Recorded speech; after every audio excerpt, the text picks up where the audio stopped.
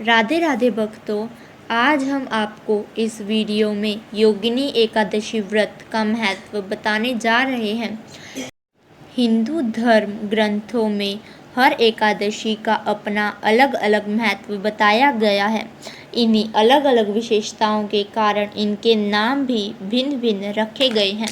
प्रत्येक वर्ष में 24 एकादशियाँ होती हैं। मल मास की एकादशियों को मिलाकर इनकी संख्या 26 हो जाती है। इन्हीं एकादशियों में से एक एकादशी आषाढ़ मास के कृष्ण पक्ष की एकादशी, जिसे योगिनी एकादशी कहते हैं। योगिनी एकादशी का उपवास रखने से समस्त पापों का नाश होता है तथा इस लोक में भोग और परलोक मुक्ति भी मिलती है। योगिनी एकादशी की व्रत कथा। महाभारत काल की बात है कि एक बार धर्मराज युधिष्ठिर ने भगवान श्री कृष्ण से कहा, हे त्रिलोकीनाथ, मैंने ज्येष्ठ माह के शुक्ल पक्ष की निर्जला एकादशी की कथा सुनी। अब आप कृपा करके आषाढ़ माह के कृष्ण पक्ष की एकादशी की कथा सुनाइए। इस एकादशी का नाम तथा महात्म्य क्या है, सो अब मुझे विस्तार पूर्वक बताएं। श्री कृष्ण ने कहा, हे पांडुपुत्र, आषाढ़ माह के कृष्ण पक्ष की एकादशी का नाम योगिनी एकादशी है। इसके व्रत से सभी पाप नष्ट हो जाते हैं। यह व्रत इस लोक में भोग तथा परलोक में मुक्ति देने वाला है। हे अर्जुन, यह एकादशी तीनों लोकों में प्रसिद्ध है। इसके व्रत से सभी पाप नष्ट हो जाते हैं। तुम्हें मैं पुराण में कही हुई कथा सुनाता हूँ, ध्यान पूर्वक श्रवण करो। कुबेर नाम का एक राजा अलकापुरी नाम की नगरी में राज्य करता था। वह शिव भक्त था। उनका हेममाली नामक एक यक्ष सेवक था, जो पूजा के लिए फूल लाया करता था। हेममाली की विशालाक्षी नाम की अति सुंदर स्त्री थी। एक दिन वह मानसरोवर से पुष्प लेकर आया, किंतु कामासक्त होने के कारण पुष्पों को रखकर अपनी स्त्री के साथ रमण करने लगा। इस भोग विलास में दोपहर हो गई। हेममाली की राह देखते देखते जब राजा कुबेर को दोपहर हो गई तो उसने क्रोधपूर्वक अपने सेवकों को आज्ञा दी कि तुम लोग जाकर पता लगाओ कि हेममाली अभी तक पुष्प लेकर क्यों नहीं आया।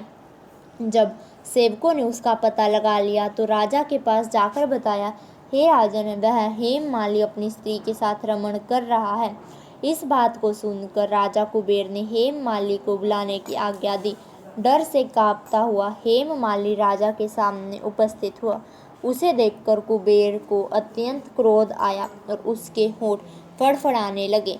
राजा ने कहा, अरे अधम, तूने मेरे परम पूजनीय देवों के भी देव भगवान शिव जी का अपमान किया है। मैं तुझे श्राप देता हूँ कि तू स्त्री के वियोग में तड़पे और मृत्यु लोक में जाकर कोढ़ी का जीवन व्यतीत करे। कुबेर के श्राप से वह तत्क्षण स्वर्ग से पृथ्वी पर आ गिरा और कोढ़ी हो गया। उसकी स्त्री भी उससे बिछुड़ गई। मृत्यु लोक में आकर उसने अनेक भयंकर कष्ट भोगे, किंतु शिव की कृपा से उसकी बुद्धि मलिन न हुई और उसे पूर्व जन्म की भी सुध रही। अनेक कष्टों को भोगता हुआ तथा अपने पूर्व जन्म के कुकर्मों को याद करता हुआ वह हिमालय पर्वत की तरफ चल पड़ा। चलते चलते वह मार्कंडेय ऋषि के आश्रम में जा पहुंचा। वह ऋषि अत्यंत वृद्ध तपस्वी थे। वह दूसरे ब्रह्मा के समान प्रतीत हो रहे थे और उनका वह आश्रम ब्रह्मा की सभा के समान शोभा दे रहा था। ऋषि को देखकर हेममाली वहां गया और उन्हें प्रणाम करके उनके चरणों में गिर पड़ा। हेममाली को देखकर मार्कंडेय ऋषि ने कहा, तूने कौन से निकृष्ट कर्म किए हैं जिससे तू कोढ़ी और भयानक कष्ट भोग रहा है। महर्षि की बात सुनकर हेममाली बोला, हे मुनिश्रेष्ठ, मैं राजा कुबेर का अनुचर था। मेरा नाम हेममाली है। मैं प्रतिदिन मानसरोवर से फूल लाकर शिव पूजा के समय कुबेर को दिया करता था। एक दिन पत्नी सहवास के सुख में फंस जाने के कारण मुझे समय का ज्ञान ही नहीं रहा और दोपहर तक पुष्प ना पहुंचा सका।